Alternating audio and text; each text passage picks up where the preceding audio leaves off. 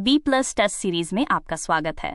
इस वीडियो में हम द डॉक्ट्रिन ऑफ लैप्स पर चर्चा करेंगे, जिसमें लॉर्ड डलहौजी की विस्तारवादी नीति और 1857 के विद्रोह के लिए एक चिंगारी के रूप में इसकी भूमिका के बारे में बताया जाएगा।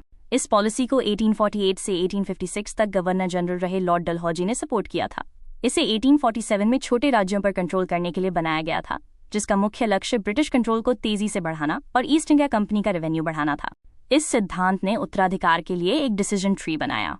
अगर किसी भारतीय शासक की मौत बिना किसी असली पुरुष वारिस के हो जाती तो राज्य खत्म हो जाता या ईस्ट इंडिया कंपनी उस पर पूरी तरह कब्जा कर लेती।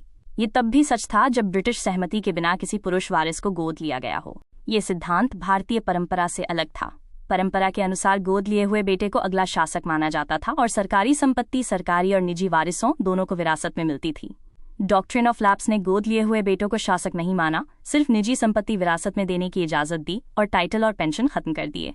डॉक्ट्रिन ऑफ लैप्स 4 बातों पर आधारित था: बिना वारिस के कब्जा करना, गोद लेने के लिए जरूरी ब्रिटिश मंजूरी, टाइटल और पेंशन जब्त करना, और कब्जे से स्ट्रैटेजिक या आर्थिक फायदे।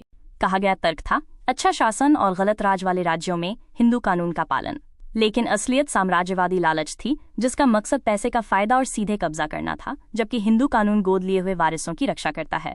इस सिद्धांत ने कब्जे का एक डोमिनो इफेक्ट शुरू किया, जिसकी शुरुआत 1848 में सतारा से हुई, जो खत्म होने वाला पहला बड़ा राज्य था।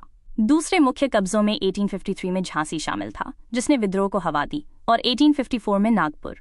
1856 में अवध पर कब्जा करना एक साफ अपवाद था, क्योंकि एक असली वारिस मौजूद था, इसलिए नियमों का उल्लंघन किया गया। इसे मिसगवर्नेंस के बहाने मिला लिया गया, जिससे साबित हुआ कि डॉक्ट्रिन अमीर राज्यों पर कब्जा करने का सिर्फ एक बहाना था।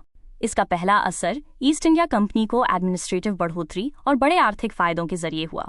इलाकों पर सीधा कंट्रोल बढ़ गया और कठपुतली शासकों को बनाए रखने का खर्च खत्म हो गया। इसका दूसरा असर भारतीय रियासतों की गिरावट थी। पुराने राजवंशों की आज़ादी खत्म हो गई और गोद लेने की पवित्र परंपरा को खारिज कर दिया गया।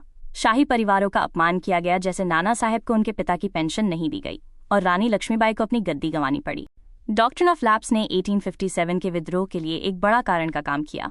इसमें राज्य की आज़ादी का कम होना, शाही परिवारों का अपमान और सांस्कृतिक परंपराओं का अपमान शामिल था, जिससे नाखुश शासक और आम लोग ब्रिटिश शासन के खिलाफ एकजुट हो गए।